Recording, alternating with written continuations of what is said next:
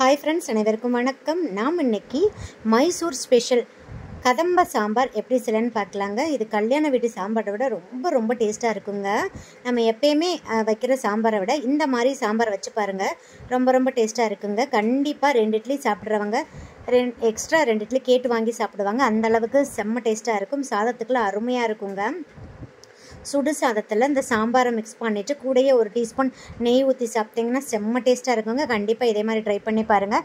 வாங்க இப்போ வீடியோக்குள்ளே போகலாம். அதுக்கு முன்னாடி நம்ம சேனலை சப்ஸ்கிரைப் பண்ணாத நண்பர்கள் ப்ளீஸ் சப்ஸ்கிரைப் பண்ணுங்கள். வீடியோவை கடைசி வரைக்கும் ஸ்கிப் பண்ணாமல் பாருங்கள். வாங்க இப்போ வீடியோக்குள்ளே போகலாம். மைசூர் ஸ்பெஷல் கதம்ப சாம்பார் செய்கிறதுக்கு பாருங்கள், இந்த மாதிரி ஒரு பவுல் எடுத்துக்கோங்க. அதில் நான் 4 டேபிள் ஸ்பூன் துவரம்பருப்பு சேர்க்குறேங்க. அது கூடயே 4 டேபிள் ஸ்பூன் பாசிப்பருப்பு சேர்க்குறேங்க. பாசிப்பருப்பை நான் ஆல்ரெடி வெறும் வானிலையில் ட்ரையாக பொன்னிறமாக வறுத்து எடுத்து வச்சுருக்கேங்க. பாசிப்பருப்பை நம்ம வறுத்து சேர்க்குற பட்சத்தில் சாம்பார் நல்லா வாசமாக இருக்குங்க. ஸோ கண்டிப்பாக நீங்கள் வறுத்து சேர்த்து வச்சுக்கோங்க. எப்பயுமே நான் பாசிப்பருப்பை வறுத்து ஸ்டோர் பண்ணி வச்சுக்குவேங்க. அந்த மாதிரி தான் நான் எல்லாத்துக்குமே யூஸ் பண்ணிப்பேன். நீங்கள் வறுத்த பாசிப்பருப்பு 4 டேபிள் ஸ்பூன் எடுத்துக்கோங்க. நான் செய்கிற அளவு பார்த்தீங்கன்னா 4 பேர் இருக்கிற ஃபேமிலி தாராளமாக சாப்பிட்லாங்க. இப்போ இதை தண்ணி ஊற்றிட்டு நல்லா 2 டைம் வாஷ் பண்ணிடுங்க. வாஷ் பண்ணிவிட்டு குக்கரில் சேர்த்துருங்க. இந்த குக்கர்லேயே டைரெக்டாக போட்டுக்கலாங்க. நான் உங்களுக்கு தெளிவாக காமிக்கிறதுக்காக பவுலில் சேர்த்து காமிச்சிருக்கேன். இப்போ குக்கரில் கழுவி சேர்த்தாச்சு. இந்த பருப்புலாம் மூழ்கிற அளவுக்கு 2 கிளாஸ் தண்ணி சேர்த்துக்கோங்க. ரொம்ப அதிக அளவு தண்ணி ஊற்றாதீங்க. இந்த மூழ்கிற அளவுக்கு தண்ணி ஊற்றினா போதுங்க. இப்போ இது கூடயே 5லிருந்து 6 பூண்டு பல்ல சேர்த்துக்கோங்க. அப்போ தான் வாயுத்துள்ள நெஞ்சரிச்சல் போடுற ப்ராப்ளம்லாம் இல்லாமல் இருக்குங்க. நெக்ஸ்ட்டு பாருங்கள், இது கூடயே 2 டீஸ்பூன் நல்லெண்ணெய் சேர்த்து விட்ருங்க. நீங்கள் எந்த குக்கிங் ஆயில் வச்சுருந்தனாலும் அதை யூஸ் பண்ணிக்கலாங்க. இந்த மாதிரி எண்ணெய் சேர்த்து இந்த பருப்பை வேக வைக்கிற பட்சத்தில் பருப்பு நல்லா மலர்ந்து சீக்கிரமாக வெந்து கிடச்சிருங்க. இப்போ இதை மூடி போட்டு க்ளோஸ் பண்ணிவிட்டு மீடியம் ஃப்ளேமில் வச்சு ஒரு 2 விசில் விட்டுருங்க. 2 விசிலே நல்லா மலர்ந்து வெந்துருங்க. இன்கேஸ் நீங்கள் ஓப்பன் பண்ணி பார்த்து வேகலைன்னா 2 விசில் எக்ஸ்ட்ரா விட்டுக்கோங்க. இப்போ இது வேகட்டும். பாருங்கள், வெஜிடபிள்ஸ்லாம் பார்த்துடலாம். பீன்ஸு, கேரட்டு, அப்புறம் அவரைக்காய், முருங்கைக்காய், கத்திரிக்காய், உருளைக்கிழங்கு எடுத்திருக்கேங்க. நெக்ஸ்ட்டு 10 சின்ன வெங்காயம் எடுத்திருக்கேன். சின்ன வெங்காயத்தை தோல் உரித்து அப்படியே சேர்த்துக்கோங்க, கட் பண்ண வேண்டாம். சின்ன வெங்காயம் சேர்த்தா அந்த சாம்பார் ரொம்ப ரொம்ப டேஸ்ட்டாக இருக்குங்க. நெக்ஸ்ட்டு ஒரு பெரிய சைஸ் தக்காளியை கட் பண்ணி வச்சுக்கோங்க. மீடியம் சைஸாக இருந்தால் 2 எடுத்துக்கோங்க. நெக்ஸ்ட்டு பாருங்கள், நான் முருங்கைக்காயை தோல்லாம் உரித்து வச்சுருக்கேன் பாருங்கள். ஏன்னா நம்ம காயை வானிலையில் வதக்கி தாங்க செய்ய போகிறோம். வதக்கி செய்கிற பட்சத்தில் நமக்கு சாம்பார் நிறைய நேரம் கெடாமல் இருக்குங்க. ஸோ அந்த மாதிரி வதக்கிற பட்சத்தில் முருங்கைக்காயை தோலோடு சேர்த்து வதக்கணும்னா சாம்பார் கசப்பு சுவை கொடுத்துருங்க. அதனால் தோலை நீக்கிட்டு வதக்குங்க. அதுவும் இல்லாமல் சீக்கிரமாக வெந்து கிடச்சிருங்க. ஸோ இந்த டிப்ஸை ஃபாலோ பண்ணுங்கள். இது கூடயே நீங்கள் என்ன காய் வேணாலும் சேர்த்துக்கலாங்க. மாங்காய் சேர்த்திங்கன்னா இன்னும் டேஸ்ட் அதிகமாக இருக்கும். நெக்ஸ்ட் இந்த சாம்பாருக்கு ஒரு மசாலா அரைச்சிடலாங்க. இந்த சாம்பாரோட சுவையை அதிகப்படுத்துறதே இந்த மசாலா தாங்க. பாருங்கள், நான் இந்த சைஸில் 3 தேங்காய்பால் எடுத்திருக்கேங்க.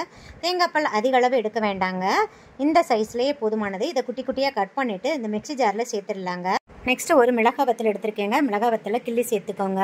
நான் இன்றைக்கி 1 தாங்க எடுத்திருக்கேன். ஏன்னா நம்ம சேர்க்க போகிற சாம்பார் தூள்லையும் காரம் இருக்கும். ஸோ அதுக்கு தகுந்த மாதிரி நீங்கள் மிளகாய் வத்தலை சேர்த்துக்கோங்க.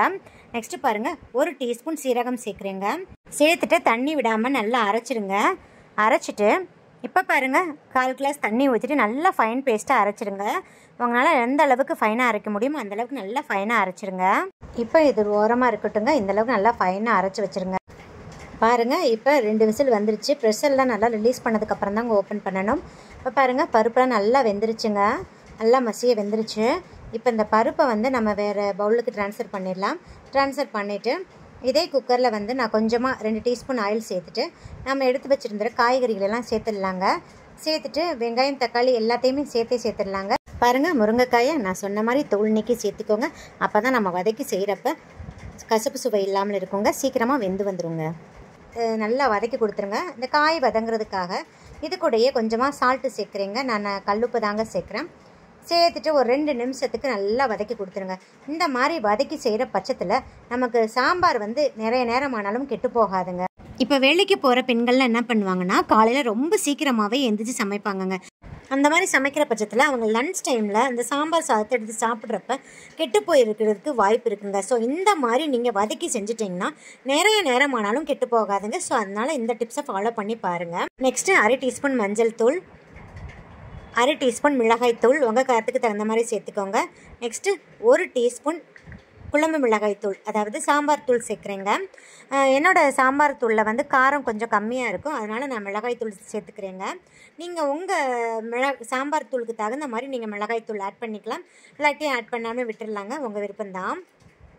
இந்த மசாலாலாம் ஆட் பண்ணும்போது கண்டிப்பாக ஃப்ளேம் சிம்மில் தாங்க இருக்கணும், இல்லாட்டி மசாலாலாம் சட்டுன்னு கரையிருங்க. இப்போ பாருங்கள், நல்லா அந்த மசாலாவோட பச்சை ஸ்மெல்லாம் போகிற அளவுக்கு ஒரு நிமிஷத்துக்கு வதக்கியாச்சு. இப்போ 2 கிளாஸ் தண்ணி ஊற்றிக்கோங்க. நார்மல் கிளாஸில் 2 கிளாஸ் தண்ணி ஊற்றிட்டு மூடி போட்டு க்ளோஸ் பண்ணிவிட்டு ஒரு விசில் விட்டுருங்க. மீடியம் ஃப்ளேமில் வச்சு ஒரு விசில் விட்டுருங்க. பாருங்கள், இப்போ ப்ரெஷர்லாம் நல்லா ரிலீஸ் ஆகிடுச்சு. ரிலீஸ் ஆனதுக்கப்புறம் தான் ஓப்பன் பண்ணணும். பாருங்கள், காயெல்லாம் குழையவே நல்லா சூப்பராக வெந்துருச்சுங்க. இந்த முருங்கைக்காயை தோல் உரிச்சு போட்டிருக்கிறதுனால ஒரு விசிலே நல்லா வெந்துருங்க. ஸோ ஒரு விசிலுக்கு மேலே விடாதீங்க, நல்லா வெந்து கிடச்சிரும். இப்போ நம்ம மசிச்சு வச்சுருக்கிற பருப்பு கடைசியில் இதில் சேர்த்துடலாங்க. பருப்பு வந்து நல்லா மசிய கடைஞ்சி சேர்த்துருக்கீங்க. சில பேருக்கு வந்து பருப்பு அங்கனங்கன தெரிகிற மாதிரி இருந்தால் தான் பிடிக்கும். ஸோ உங்கள் கன்சிஸ்டன்சிக்கு தகுந்த மாதிரி நீங்கள் பருப்பு நல்லா மசித்து சேர்த்துக்கோங்க. ஆனால் இந்த சாம்பார் வந்து நல்ல பருப்பு மசிய கடைஞ்சி சேர்த்தாதாங்க சூப்பர் டேஸ்ட்டாக இருக்கும். ஸோ ட்ரை பண்ணி பாருங்கள். இப்போ அந்த பருப்பை சேர்த்துட்டு நல்லா மிக்ஸ் பண்ணி கொடுத்துருங்க. மிக்ஸ் பண்ணிவிட்டு இப்போ நம்ம அரைச்சி வச்சுருக்கோம் பார்த்தீங்களா, அந்த மசாலாவை இதில் சேர்த்துடலாங்க. சேர்த்துட்டு கொஞ்சமாக ஒரு 1/2 கிளாஸ் தண்ணி ஊற்றிட்டு ஒரு 2 நிமிஷத்துக்கு கொதிக்க விடுங்க. ஸ்டவ் ஆன் பண்ணிவிட்டு ஃப்ளேமை சிம்மில் வச்சுட்டு கொதிக்க விடுங்க. ஒரு 2 நிமிஷம் கொதிச்சா போதுங்க. நம்ம சேர்த்து அந்த தேங்காயோட பச்சை ஸ்மெல்லாம் போயிட்டு இப்போ தான் சாம்பார் நல்லா சாப்பிட்றதுக்கு மணமாக இருக்குங்க. பாருங்கள், இந்த அளவுக்கு கொதிச்சா போதும். இப்போ வந்து நான் கொஞ்சமாக சிறிய நெல்லிக்காய் அளவு புளி ஊற வச்சுருக்கேங்க. புளியை வந்து நல்லா கரைச்சிட்டு வடிகட்டி சேர்த்து விட்ருங்க. இப்போ சேர்த்துட்டு புளி சேர்த்துட்டு நிறைய நேரம் கொதிக்க விடக்கூடாதுங்க. ஒரு நிமிஷம் கொதிச்சா போதும். ஃப்ளேம் சிம்மில் வச்சுட்டு ஒரு நிமிஷம் கொதிச்சாவே அந்த புளியோட பச்சை ஸ்மெல்லாம் போயிருங்க. இப்போ அவ்வளோதாங்க, நம்மளோட சாம்பார் ரெடி ஆகிடுச்சு. இதை ஒரு பவுலுக்கு ட்ரான்ஸ்ஃபர் பண்ணிடலாம். இப்போ தாளிப்பு பார்த்துடலாங்க. தாளிப்பு கடாயை வச்சுக்கோங்க. 2 டீஸ்பூன் ஆயில் சேர்த்துக்கோங்க. நான் தேங்காய் எண்ணெயில் தாங்க தாளிக்கிறேன். தேங்காய் எண்ணெயில் தாளிச்சிங்கன்னா இந்த சாம்பார் ரொம்ப ரொம்ப டேஸ்ட்டாக இருக்குங்க. கொஞ்சமாக கடுகு, உளுந்தம்பருப்பு, சீரகம், மிளகு, கொஞ்சமாக சோம்பு சேர்த்துக்கோங்க. இது கூட 2 பூண்டு தட்டி சேர்த்துக்கோங்க. இது கூடயே 2 மிளகாய் வத்தல் சேர்த்துக்கோங்க. கொஞ்சமாக கருவேப்பிலையும் சேர்த்துக்கோங்க. சேர்த்துட்டு நான் இது கூடயே வந்து தாளிப்பு வடாகம் வச்சுருக்கேங்க, அதையும் நான் கொஞ்சமாக சேர்த்துக்கிறேன். உங்கள்கிட்ட தாளிப்பு வடாகம் இல்லைன்னா பரவாயில்லைங்க. இது கூட 2 பிஞ்ச் வந்து பெருங்காயத்தூள் சேர்த்துக்கோங்க. பெருங்காயத்தூளை வந்து எப்போயுமே குதிக்கிற எண்ணெயில் சேர்க்காதீங்க. ஸ்டவ் ஆஃப் பண்ணிவிட்டு சேர்த்துக்கோங்க. சேர்த்துட்டு இப்போ நம்ம இந்த சாம்பாரில் சேர்த்துடலாங்க. சேர்த்துட்டு உடனே இதே மாதிரி மூடி வச்சு க்ளோஸ் பண்ணிடுங்க. அப்போ தான் நம்ம சேர்த்த அந்த தாளிப்போட வாடை சாம்பாரில் வந்து நிறைய நேரம் வரைக்கும் இருக்குங்க. ஸோ இந்த டிப்ஸை ஃபாலோ பண்ணுங்கள். பாருங்கள் ஃப்ரெண்ட்ஸ், சூப்பராக மணக்க நம்மளோட மைசூர் கதம்ப சாம்பார் ரெடி ஆயிடுச்சு. இந்த மாதிரி சாம்பார் வச்சு கொடுங்க, கண்டிப்பாக மறுபடியும் இந்த மாதிரி தான் செய்ய சொல்லி கேட்பாங்க. அந்தளவுக்கு ரொம்ப ரொம்ப டேஸ்ட்டாக இருக்குங்க. ஸோ கண்டிப்பாக நான் சொன்ன அளவுகளை மாற்றாமல் இந்த சாம்பாரை செஞ்சு பாருங்கள். சாம்பாரை நீங்கள் சாதத்து கூட சர்வ் பண்ணும்போது மறக்காமல் ஒரு டீஸ்பூன் நெய் சேர்க்க மறந்துடாதீங்க. நெய் சேர்த்தீங்கன்னா இந்த சாம்பாரோட சுவை அட்டகாசமாக இருக்குங்க. ஸோ இந்த வீடியோ உங்களுக்கு மிகவும் பயனுள்ளதாக இருக்கும்னு நினைக்கிறேங்க. இந்த வீடியோ பிடிச்சினா லைக், ஷேர், கமெண்ட் பண்ணுங்கள். மறக்காமல் சப்ஸ்கிரைப் பண்ணுங்கள். பக்கத்தில் இருக்கிற பெல் ஐக்கானையும் கிளிக் பண்ண மறந்துடாதீங்க. அப்போ தான் டெய்லி அப்லோட் பண்ணுற 19 வீடியோக்கள் உங்களுக்கு உடனுக்குடன் நோட்டிஃபிகேஷனாக வந்து சேரும். சுவையறிந்திர சுவைத்து பாருங்கள். நன்றி, வணக்கம்.